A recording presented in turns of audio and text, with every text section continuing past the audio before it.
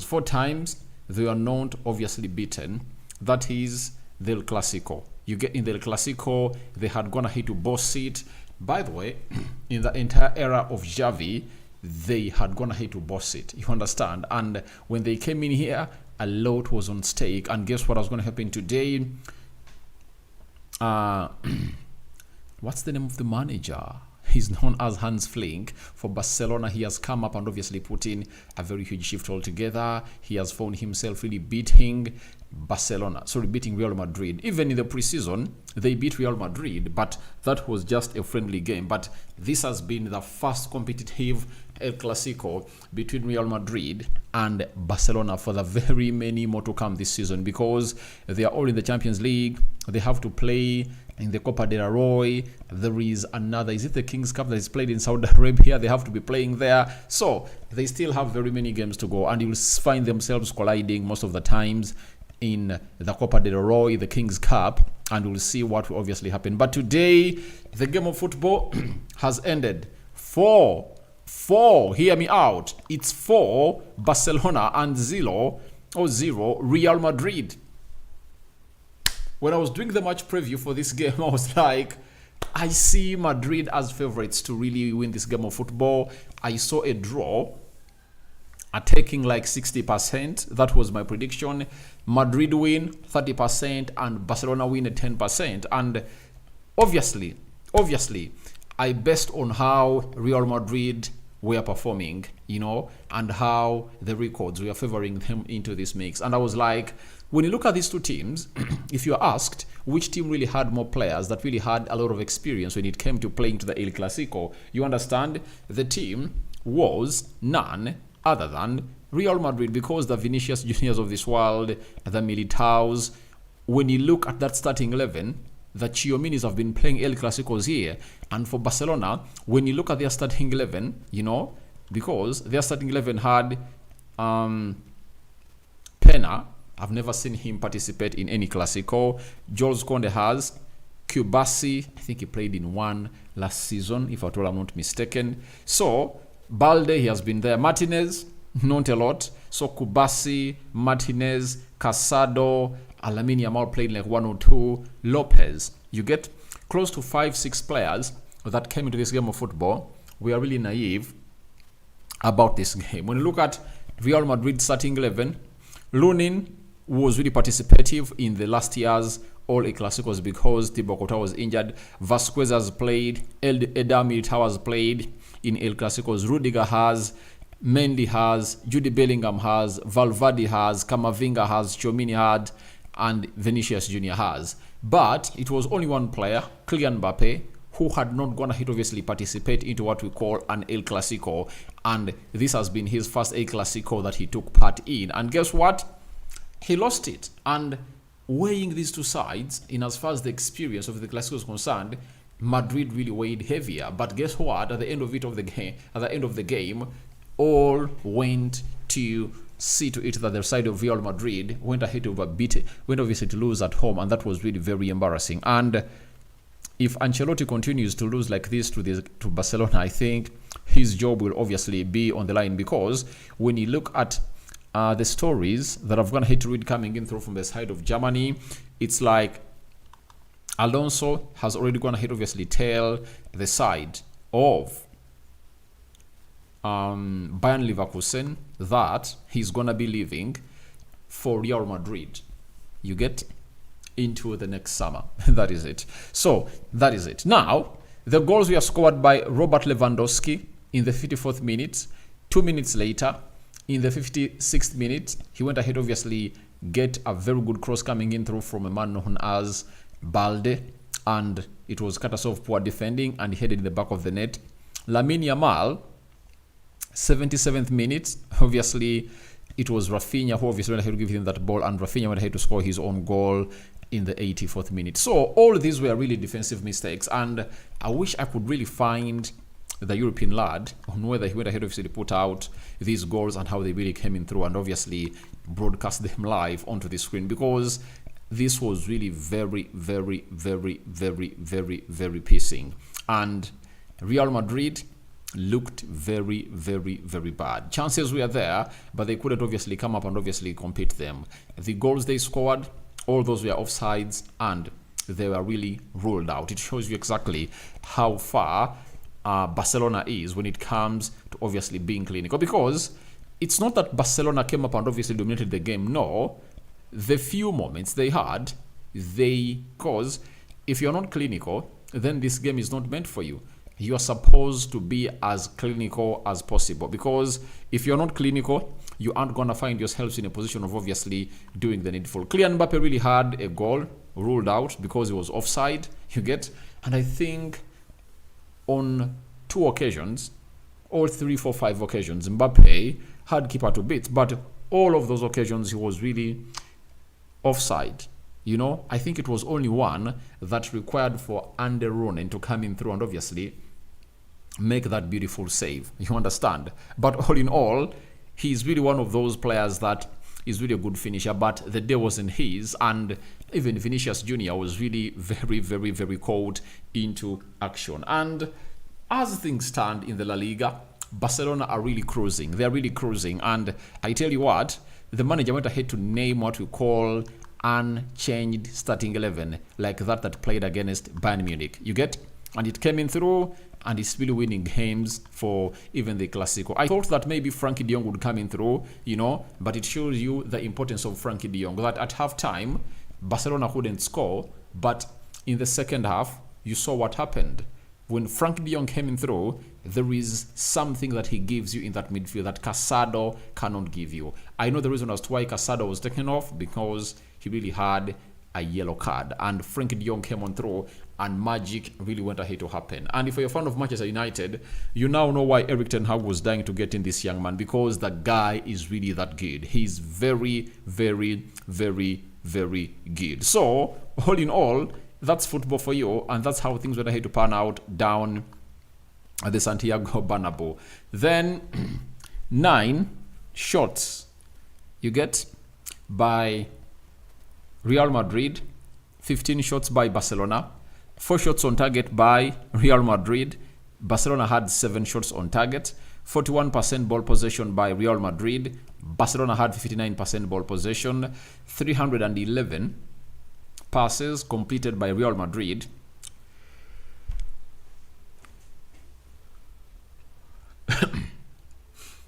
(452 passes completed by Barcelona, 78% passing accuracy by Real Madrid, 84% passing accuracy by Barcelona, 15 fouls by Real Madrid, 17 fouls by Barcelona, 2 yellow cards by Real Madrid, 5 yellow cards to Barcelona.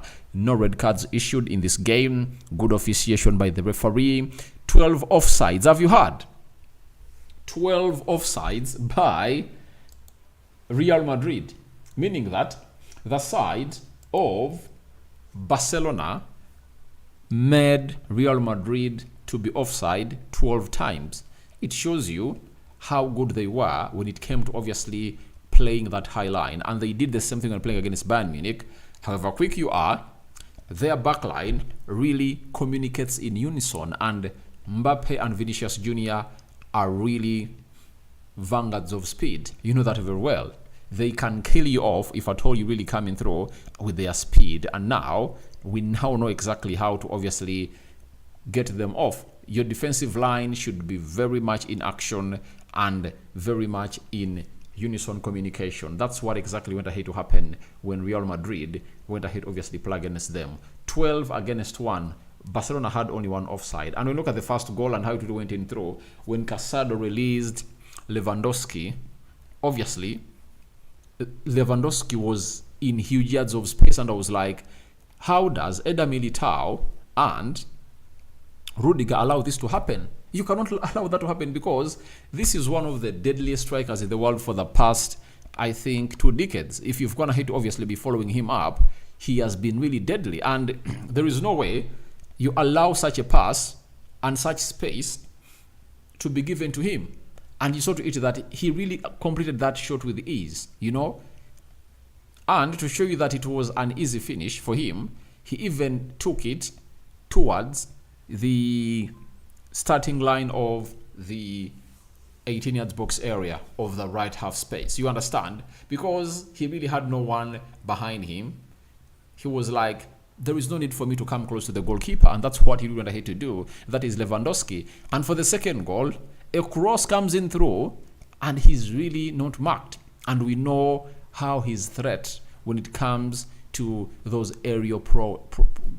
his aerial prowess is really hard, is really high, and he wins lots of those duels, and those duels go ahead obviously to create loads of chances for him, and this is what they did for him. It was, I think, gifts all the way for this guy, but you have to give kudos to the left back Alejandro Balde that went ahead obviously putting that shift all together. So that's what went ahead to happen at the Santiago Bernabeu, and obviously offsides were like offsides.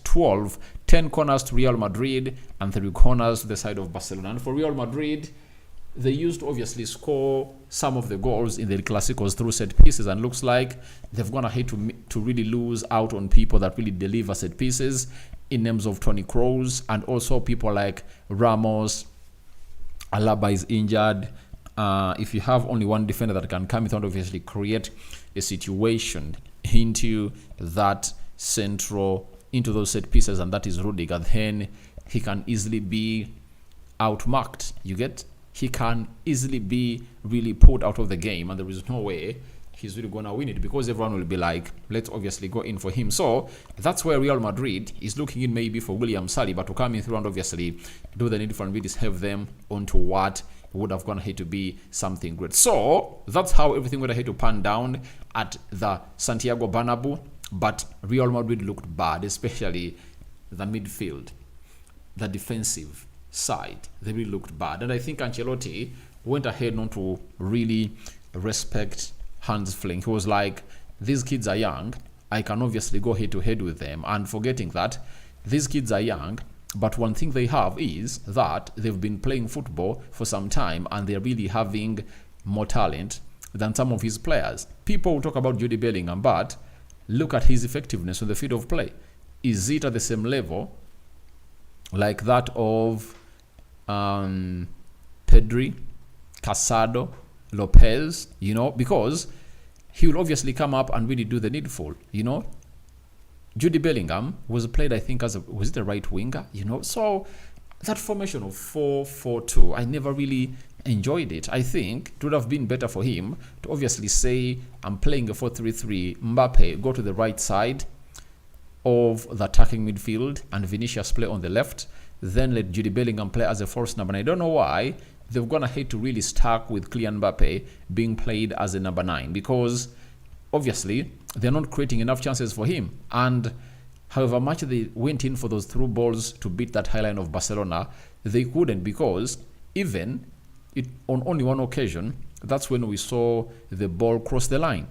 You understand? That's when we saw the ball cross the line. But if not that, all other chances, even if they are not offside, he couldn't obviously put the ball into the back of the net. That is the problem. So it shows you that they haven't gone ahead obviously get to know each other very well, but it's just a moment of time. But they're also missing players like Rodrigo, because if you're having Rodrigo, that helps you to obviously choose Jude Bellingham his appropriate position. Maybe play him as a number 10 or a number 8, and Tchouaméni and others will obviously do the job, and Mbappe will obviously get better service, because Rodrigo is the man who can really create magic. He can create magic from nowhere, and he's really proven.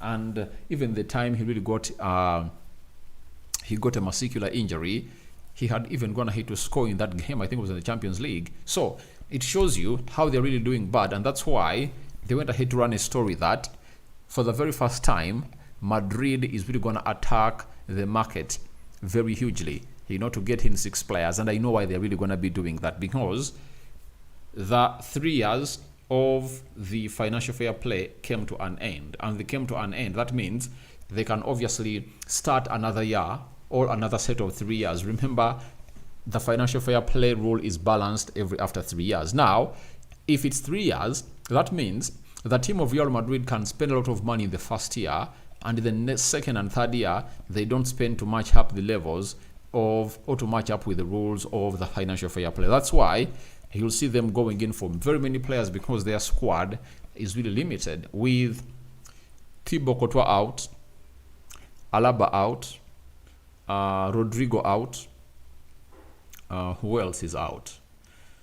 Who else is out? So, under Carvajal, they looked shite.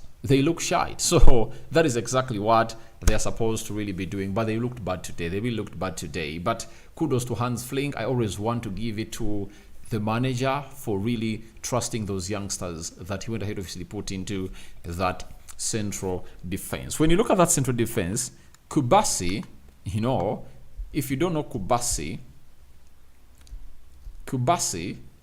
Paul Kubasi is 17 years of age.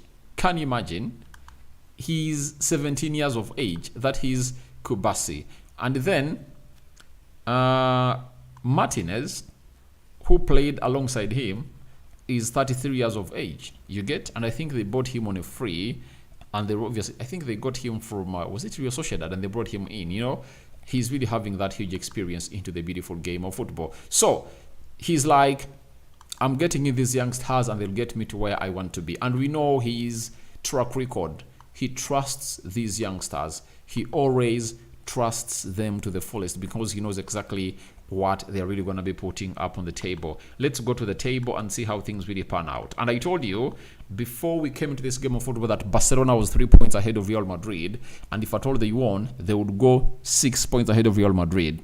And if at all Real Madrid had gone ahead to beat Barcelona, they would have gone ahead to be level 24-24 and 27-27, and they would have gone ahead to obviously come up and obviously be on top of the table, because for the La Liga, it's head-to-head, not goal difference. So, Barcelona 11 games played, 10 wins, 0 draws, 1 loss, 37 goals scored, 10 goals conceded, and they've gone ahead obviously getting 27 as a goal difference with 30 points. That is Barcelona for you. And they've kept a clean sheet today. And keeping a clean sheet in the El Clasico is one of the moments that they have to celebrate, because when did they last keep a clean sheet in the El Clasico? At the Santiago Bernabeu? I cannot even recall. It has been really some long time.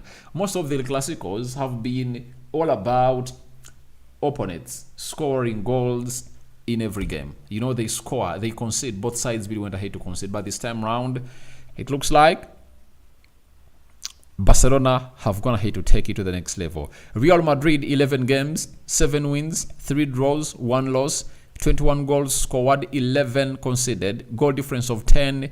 They are at 24 points. Villarreal, they are third, 11 games played, 6 wins, 3 draws, 2 losses, 20 goals scored, 19 goals conceded, and they're having a goal difference of 1. They're having 21 points. Atletico de Madrid, 10 games played, 5 wins, 5 draws, 0 losses, 16 goals scored, 6 goals conceded, a goal difference of 10. They're having 20 points, and they are fourth, meaning that if they win tomorrow, that is a Sunday, they'll find themselves going into the third position and will be having 23 points. Atletico Club, that is Bilbao. This is where Nico Williams plays at. 10 games, 5 wins, 2 draws, 3 losses, 17 goals scored, 11 goals conceded. They have a good difference of 6, and they're having 17 points. Mallorca is 6th.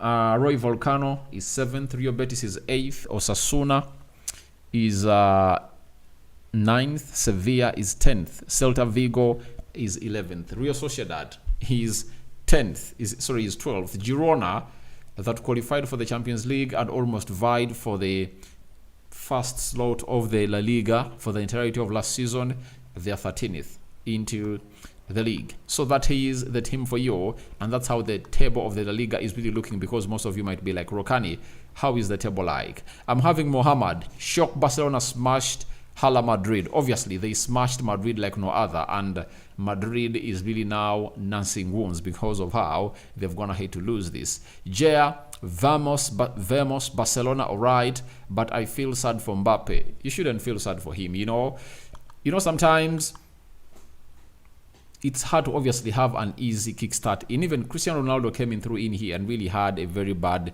start, but he later coped up and obviously be one of the highest scoring players at Real Madrid. And when Mbappe kickstarts in, I think he'll obviously be one of those players that will obviously go down in history. All they need to do is to create him chances and get used to his runs, because he's a fast player. He makes those runs and maybe they are releasing him late. But in the La Liga, he has 10 games played, 6 goals and 1 assist. Champions League, 3 games and 1 goal and 1 assist. I think 6 goals in 10, that's not bad for a player like Kylian Mbappe. So it's full time. Barcelona has gone ahead to destroy Ancelotti's army hugely, and they are bruising. Barcelona has gone ahead to go gung-ho onto the side of Real Madrid. Rokani David is my name. I sign out for now. See you later, and let me see whether I'm really going to do some recordings and obviously upload them on this channel, such that we keep going up and down. You guys, it has been nice having you here. No one is really safe with Barcelona playing like this, because Hans Flick looks like he has gone ahead to pull out another Pep Guardiola, because when Pep Guardiola was at Barcelona, you remember what he did. He brought in very many youngsters in the team, and he went ahead to obviously win very many games for the club of Barcelona, and by that time, Barcelona was really untouchable. But him leaving, Enrique came in through and did great, but after Enrique, I think Barcelona has been struggling. But looks like Hans Flick is the answer for everything that had gone ahead to go wrong at the side of Barcelona. Rokani David is my name, and hope you guys are really having fun. I sign out for now. See you later. Bye bye, my mates. That's